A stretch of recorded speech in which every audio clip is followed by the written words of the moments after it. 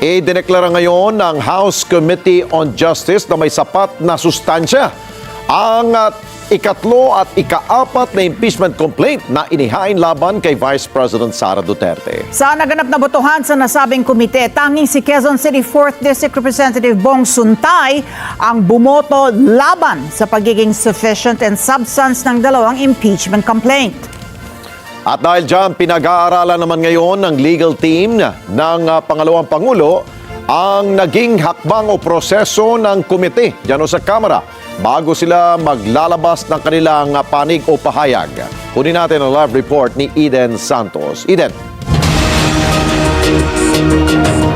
Yes, Alex, tuluyan na ang tinapos ang deliberasyon ng House Committee on Justice patungkol sa sufficiency in substance ng dalawang reklamong impeachment laban kay Vice President Sara Duterte pagkatapos ngang bumoto ang 54 na kongresista pabor sa sustansya ng mga nasabing reklamo. The chair declares the sufficiency in substance. Pagkatapos ang 3 araw na deliberasyon ng House Committee on Justice, idiniklara na sufficient in substance ang Zabalya et al. At Cabrera impeachment complaints laban kay Vice President Sara Duterte. Sinabi ni House Committee on Justice Chairperson at Batangas 2nd District Representative Jervil Luistro na ang proseso ng pagboto ng mga miyembro ay sa kabuuan ng mga reklamo at hindi sa bawat ground ng mga aligasyon laban sa Vice Presidente. With 54 votes in the affirmative, 1 in the negative, and 0 abstention, the chair declares the sufficiency in substance of Zabala et al. Impeachment complaint. So ruled. With 54 votes in the affirmative and 1 vote in the negative, with 0 abstention, the chair declares the Cabrera impeachment complaint sufficient in substance. So ruled. Sa magkasunod na botohan ay parehong 54 na miyembro ng komite ang pabor na may sapat na sustansya ang dalawang reklamo. Habang nag-iisa lang na tumutol sa motion si Quezon City 4th District Representative Bong Suntay at walang nag-abstain. Bago ang botohan, kinwestiyon ni Cagayan de Oro Representative Rufus Rodriguez ang Statement of Assets, Liabilities and Net Worth o SALN ni VP Sara na iprinisinta ni Bicol Saro Representative Terry Ridon.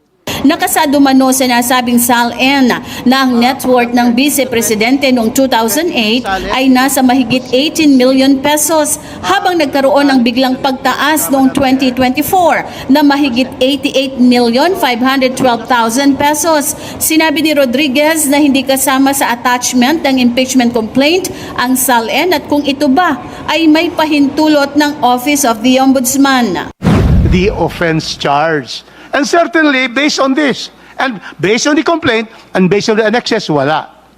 Now, a new matter is injected by our friend, Congressman Ridon, stating about SALNs of 2023, 2024. Madam Chair. You cannot just state that it's a public record. Now, where is it? Where is it? Is it found in the complaint? Because we are limited, Madam Chair, to the complaint and to the annexes. Here we are. We're limited with this. To inject something based on the statement and there is no authentication that we have, there is no such thing as automatic authentication. In any proceeding, you have to authenticate. No, so therefore, there can be, unless there is an authentication and the Ombudsman has already certified that, we cannot take cognizance of that particular injection of this new matter in the hearing. Si Rodriguez ay una nang nagsabi na hindi maaaring i-impeach ang vice-presidente sa mga aligasyon noong siya ay kalihim ng Department of Education dahil wala ito sa jurisdiksyon ng komite. Nanindigan naman si Suntay sa posisyon nito na walang batayan at matibay na ebidensya laban kay VP Sara na nakapaloob sa ikatlo at ika-4 na reklamo para siya ay patalsikin sa pwesto. Isa sa particular na tinukoy ni Suntay ang aligasyon ukol sa banta umano sa buhay ng Pangulo. Complaint. Ang pangunahing allegation ng complaint ay nagsasaad, respondent publicly declared during a live broadcast press conference that she has arranged for a person to kill President Marcos Jr., the First Lady, and the former Speaker, Speaker Martin Romualdez, if she is killed. Ito ang ginawang basihan ng Article 1 para sabihing may culpable violation of the Constitution, betrayal of public trust, at other high crimes.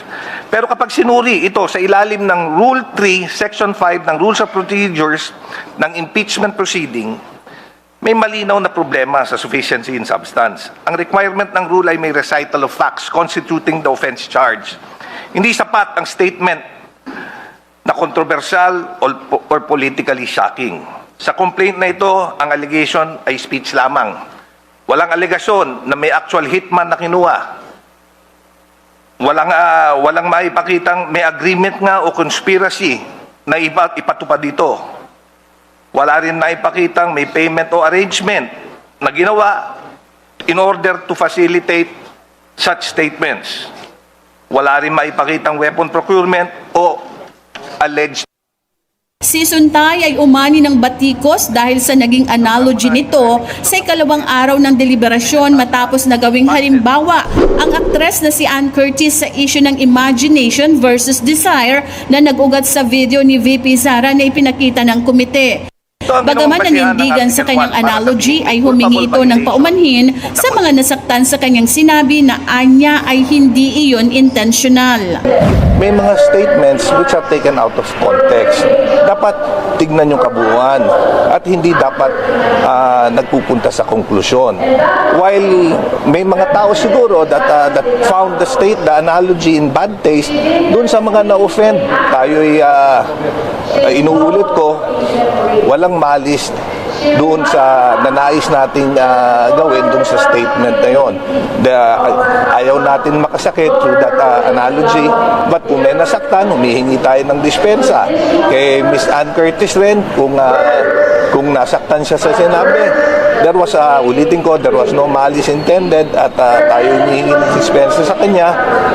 Pero, well, totoo yung, it was a fictitious situation na aking ginawa. Isa lang ang totoo doon, yung sinabi ko ang ganda-ganda niya.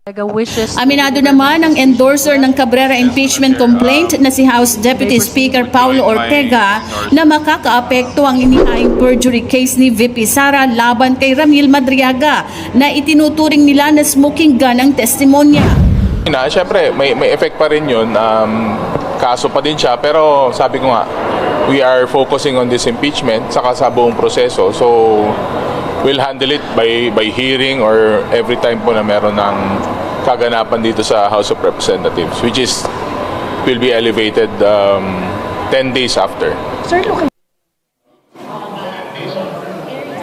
Sa inilabas namang pahayag ni Davao City Representative Paulo Pulong Duterte na bagaman hindi nagulat sa desisyon ng Justice Committee ay malinaw anya na inilalantad lamang nito kung paano handang gamitin ng ilang pwersa sa Kongreso ang impeachment para sa pampulitikang layunin sa halip na itaguyod ang katarungan. Kasabay nito ay pinuri niya si Suntay sa kanyang paninindigan at pagtanggi na tukutin o gipitin at ipinakita niya na umiiral pa rin ang katapangan at ang integridad sa public service kahit na nangangahulugan nito na tumayong mag-isa. Sa 54 na mga bumoto sa reklamo ay sinabi ni Duterte na tanda nila na ang kapangyarihang pampolitika ay pansamantala lamang, ngunit ang pananagutan sa sambayan ng Pilipino ay permanente. Ang kasaysayan anya ay may paraan ng paghatol sa mga umaabuso sa kanilang otoridad. Alex, ang susunod na hakbang ng Justice Committee ay padadalhan ng notice si Vice President Sara Duterte at bibigyan siya ng 10 calendar days para sumagot, at pagkatapos namang mag-reply ng kabilang panig ay bibigyan ng 3 araw para naman mag-sumite ng kanyang rejoinder ang Vice Presidente pagkatapos nga ng reply sa sagot sa kanya ng kabilang panig. Sa April 8, itinakda ang proper hearing para sa determinasyon ng grounds at ito ay isang ministerial na lamang, at sa ngayon ay tatanggap din ng mga additional na ebidensya at mga pleadings ang Justice Committee bago yung kanilang proper hearing, Alex. Eden, tanong ko lang, isang tanong lang yung bang mga bumoto pabor sa sufficiency in substance dun sa reklamo, nangangahulugan ba na sila ay pumapabor dun sa lahat ng grounds ng complaint? Dahil nga, kung pagbabasehan natin kahapon, marami nagtayuan o nagsalita ng mga mambabatas na parang kumukontra sila dun sa sa ilang grounds, na parang sinasabi nila, hindi nyo pwede i-impeach yan. Dahil nga, kalihim siya ng Department of Education. Dapat yung kalihim ang dapat yung parusahan, hindi yung Vice President. Dahil nga, posisyon lang niya as Secretary.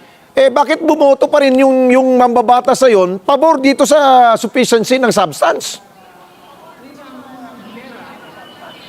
Yun nga, Alex, kahit na isa sa pinakamaingay sa deliberasyon ng Justice Committee si Congressman Rodriguez, at mas marami yung mga grounds na sinasabi niyang walang batayan, o hindi impeachable offense, pero kanina pagdating doon sa pagboto sa sufficiency in substance ay kabilang siya doon sa affirmative vote, Alex, although mga 2 grounds yung sinasabi niya na merong pwede na offense o aligasyon na laban kay BP Sara. Sa ngayon, Alex, ay sufficiency in substance pa lamang yung kanilang pinagbotohan kanina.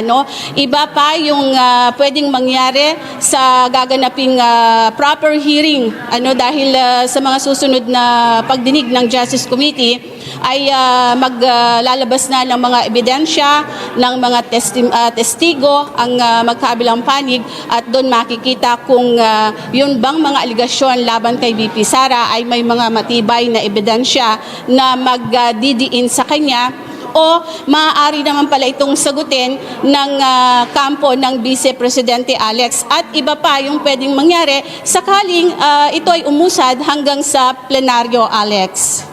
Hindi ba ninyo tinanong si Congressman Rufus kung why change of heart? Kahapon, medyo ang ganda ng talumpati mo, tas biglang bumoto ka pabor dito sa sufficiency ng in substance.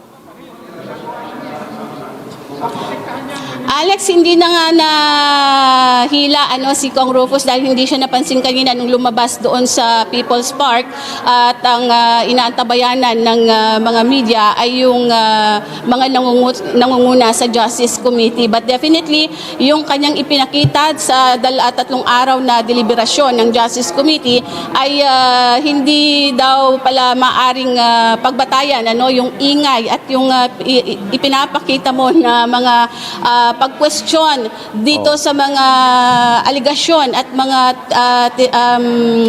ang ebidensya na inilahad kanina, bagaman hindi pa naman yun yung stage na talagang magpapakita na ng mga ebidensya, ilan doon sa mga dokumento ang kanyang kinwestiyon. But definitely after nga nun, pagdating dun sa proper voting, dun sa sufficiency in substance, ay lumabas na siya pala ay pabor na merong sustansya yung mga reklamo laban kay VP Sara.